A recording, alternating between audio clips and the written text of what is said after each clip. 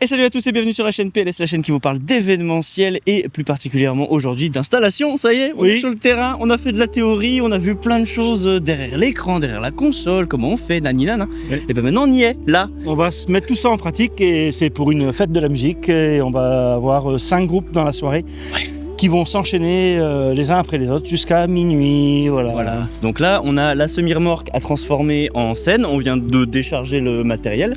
Et ben on va vous faire un time-lapse de toute l'installation. Et après, si on a le temps, ben on vous fera des petits plans depuis la régie, des balances, etc. Et puis du concert éventuellement, si on a le temps. Voilà. Non, mais je mettrai la caméra. Voilà, et comme ça vous donnera une idée d'ensemble de tout ce qu'il y a à faire et de ce qu'on peut faire pour ce genre d'animation et d'événements. C'est ça. Voilà. J'espère que ce sera pas une vidéo trop longue, je ne sais pas, on verra. Si en bas vous voyez que c'est déjà marqué 3 heures, bon bah... Voilà. Pour nous c'est encore plus, donc... Donc rendez-vous à ce soir. Allez, on installe, c'est parti!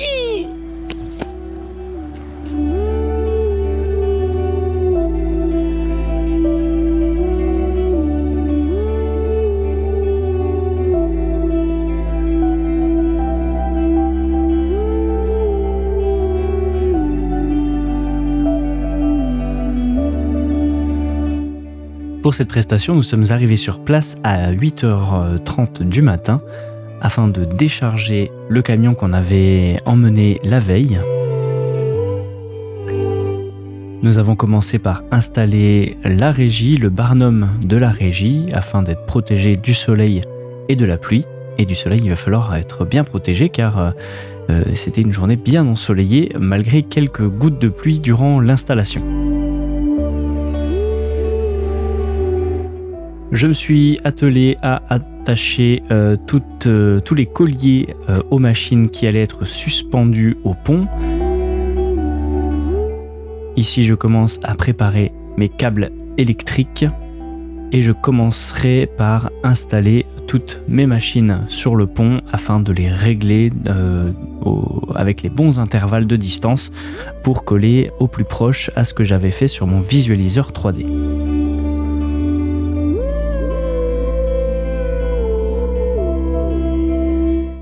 On voit ici que je commence par installer les lyres de 60 watts.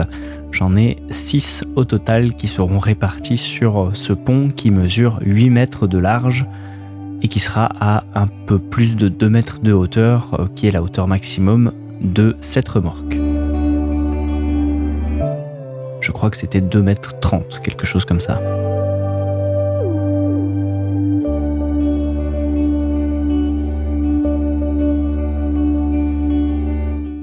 Et pendant ce temps, Yannick est en train d'installer toutes les enceintes, toute la partie son, pendant que moi je m'occupe des lumières. On voit ici que je regroupe toutes mes alimentations pour ensuite pouvoir les équiper, les brancher plus efficacement.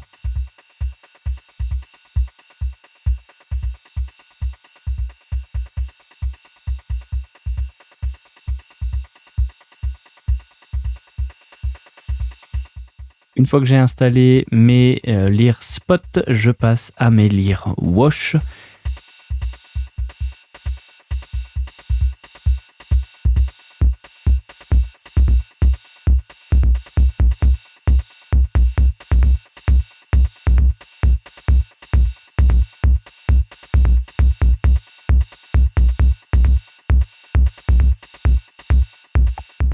Sur cette installation, j'avais placé 6 lyres wash dans mon plan de feu, 4 sur le pont et 2 au sol.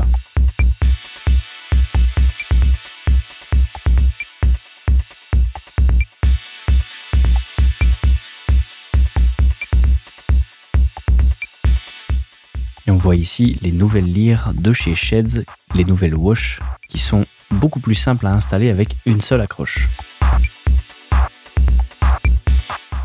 Et on a même la place de passer la main dans l'arceau de la machine, ce qui est pratique.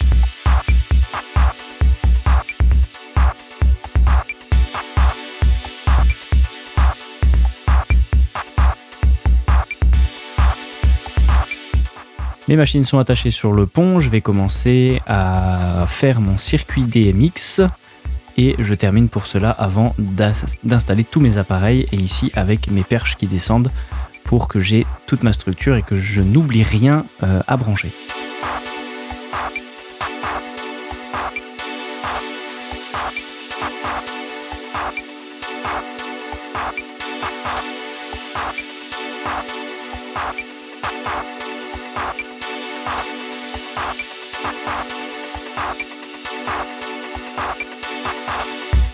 Ici, je mets en place mes washes sur des caisses pour qu'elles soient un petit peu plus hautes et qu'elles ne gênent pas au sol et que personne ne shoote dedans, puisque cet espace scénique est très restreint, il n'y a que 2 mètres de profondeur et il va y avoir beaucoup de monde à circuler. Donc déjà, dès l'installation, je pense à la sécurité et au fait que ces appareils ne doivent pas bouger. Je récupère tous mes câbles DMX, je les positionne au centre. Comme ça, j'ai moins de trajets à faire et j'installe mes stroboscopes.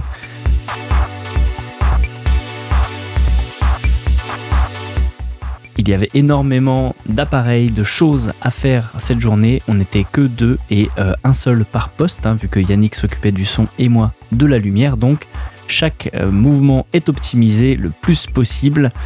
Dès que je passe à un endroit que je peux récupérer quelque chose pour me le centraliser, je le fais.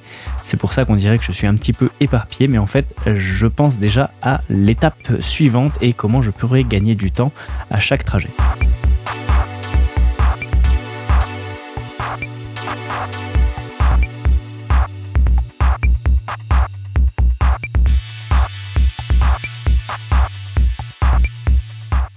Ici, je trie mes câbles par longueur.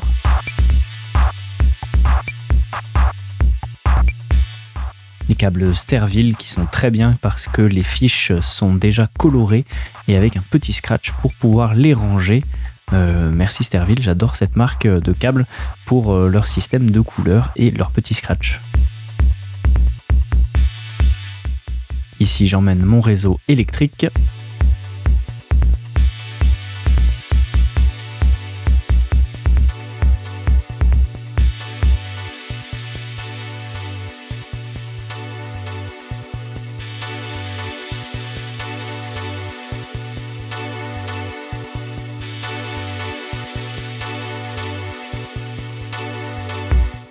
J'ai fermé mon circuit DMX et je passe donc maintenant au circuit électrique pour alimenter toutes mes machines.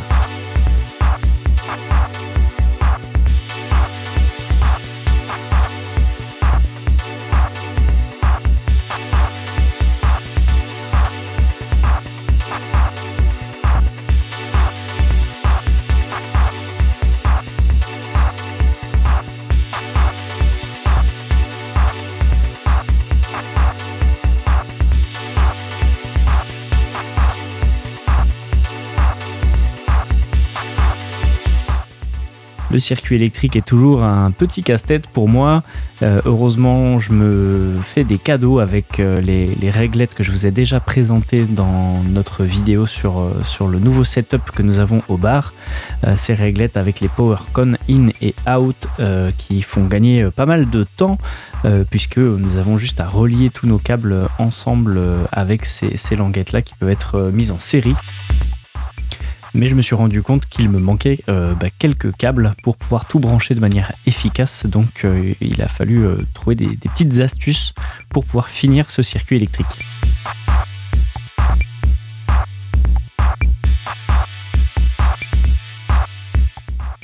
Et déjà quand j'installe tout, je pense à la propreté de mon équipement et à ce que les câbles ne traînent pas partout. Donc je fais déjà en sorte que mon câble management soit le plus efficace possible.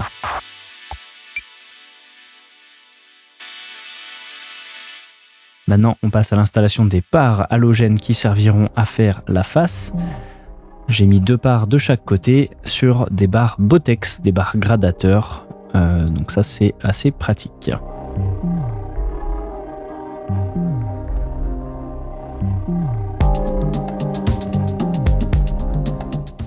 Et je suis encore à l'halogène puisque c'est ce que j'ai au bar et qui fait moins mal aux yeux. J'ai pas encore eu l'occasion d'acheter des cobs ou des petites Fresnel qui pourraient faire le job. Et pour le coup, les halogènes, tant que je les ai et qu'elles fonctionnent, ça me convient très bien.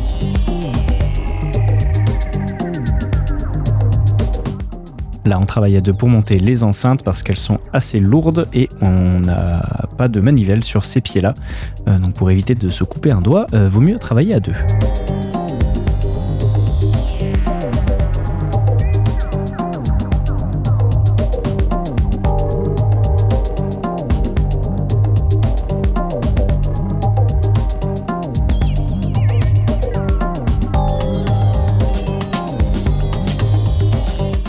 Ces barres de Botex proposent donc 4 prises dimmables, 4 gradateurs et une prise constante. Donc ça permet de pouvoir alimenter une caméra par exemple ou toute autre chose qu'on souhaiterait ajouter à ce pied ou à cette barre. Et donc moi j'utilise 2 canaux de chaque côté de mes barres.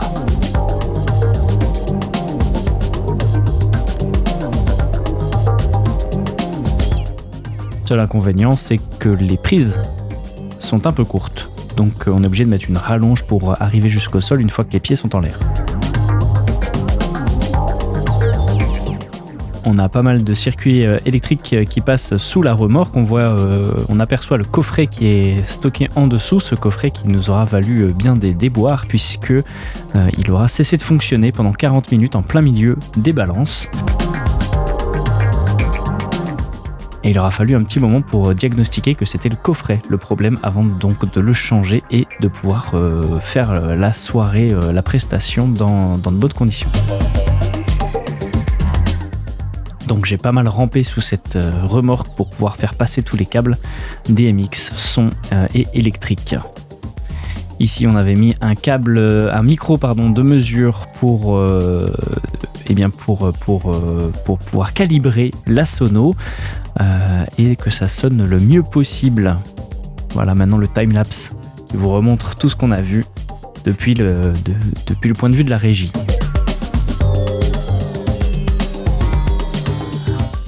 On aura eu fini d'installer tout le matériel et prêt à faire les balances à l'heure. Balance qui était prévue à 15h, donc on était sur le morceau depuis 9h on va dire, quasiment sans interruption avec une demi-heure de pause pour le repas et une petite pause café à 10h.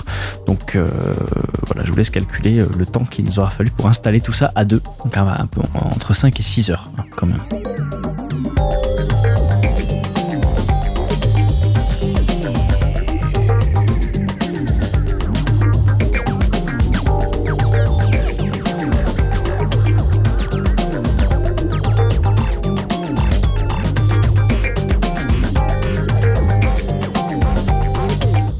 Là on voit les gouttes qu'on s'est prises le matin. On savait qu'il allait faire beau, mais du coup cette petite bruine qui faisait quand même du bien parce qu'il faisait chaud.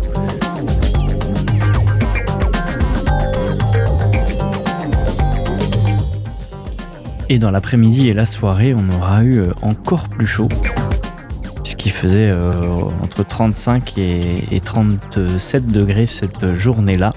Et la remorque est située en plein soleil. Voilà, pleine face au soleil.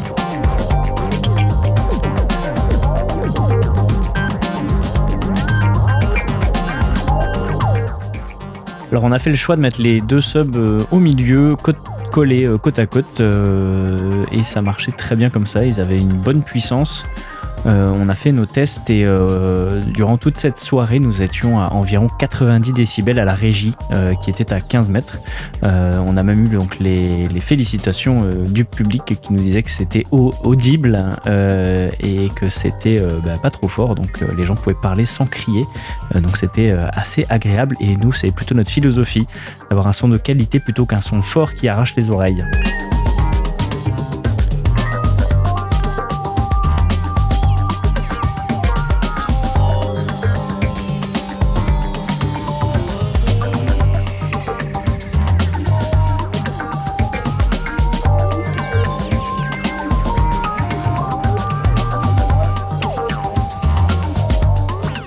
Il est 15h, on commence avec le dernier groupe qui va passer à faire les balances.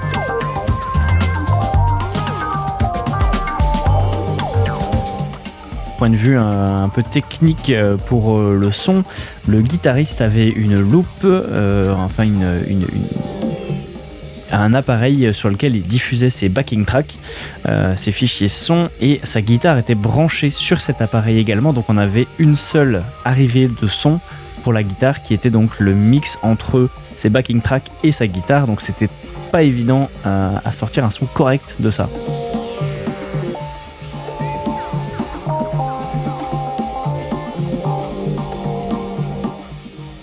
Donc là on voit Yannick qui est à la face avec la Wing Compact et moi je suis sur scène pour régler les retours avec les musiciens au plus près et je suis en Wi-Fi sur la Wing Rack.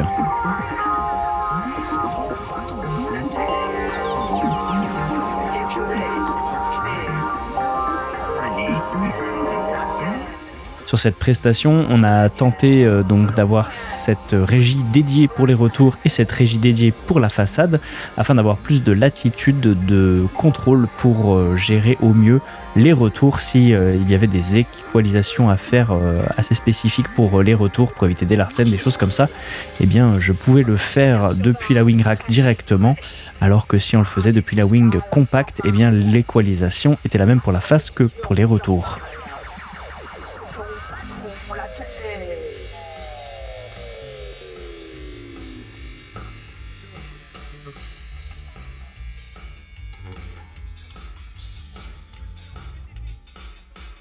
Jeunesse, fracassée, ambiance, alcoolisé, regard, indifférent, ne lâchez pas, les enfants, buvez la bière, plutôt que la guerre, loin de l'enfer, sur la terre. Donc là c'est un groupe de punk qui jouera en fin de soirée.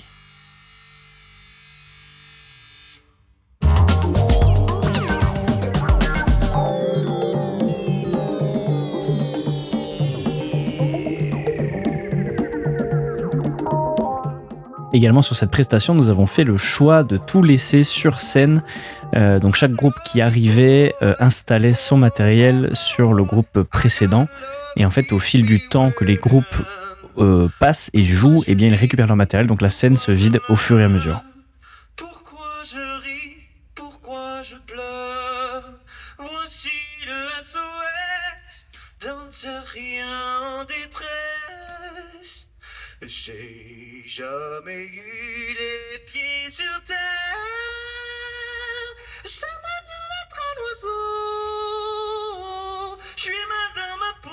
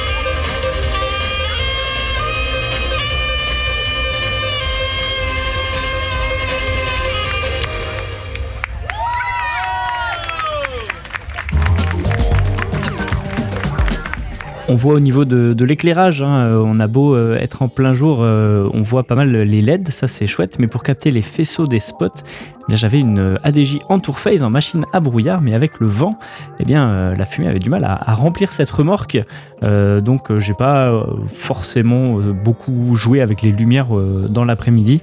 J'ai plutôt attendu que la lumière descende un petit peu et que le vent se calme également afin que les faisceaux puissent être captés et que ça devienne intéressant, ce qui sera le cas au fil de la soirée, fort heureusement pour nous.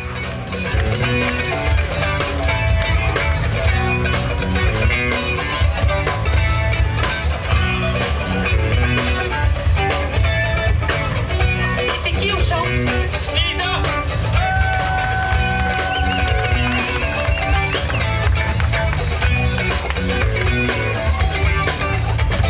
Choose the spirit you want to walk with. They will help you to take your way.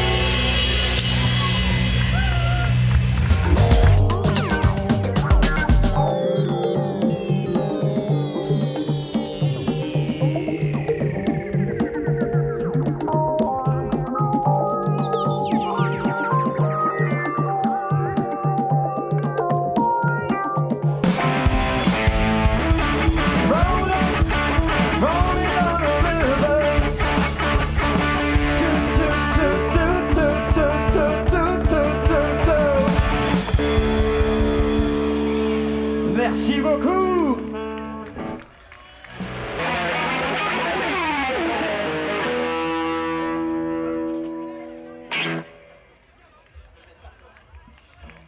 On est parti.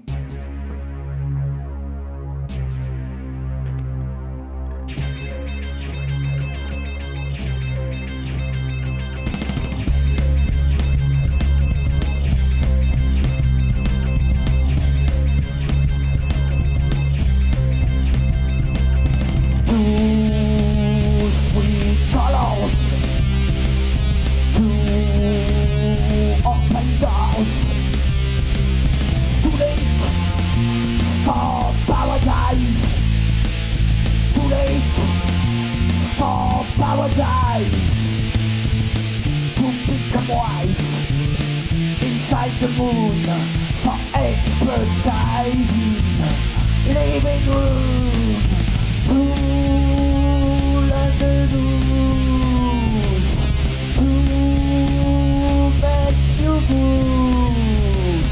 Too late, too late. I want to find in your darkness, making a light, no sadness, life, slaughterhouse, paradox, red colors, attacks in your doors. Too late for paradise. Too late for paradise.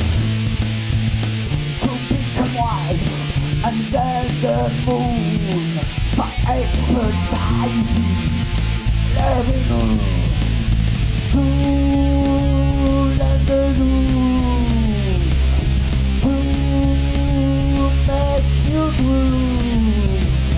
Too late, too late. I want to find in your darkness, making the light, no sadness, life, life's the track, paradox, antox. Too late for paradise. Too late for paradise. Warsa, da Bretonet. Warsa, da Birviken. Two spring colors. Two open doors. Too late. Too late. Too late for paradise. Too late for paradise.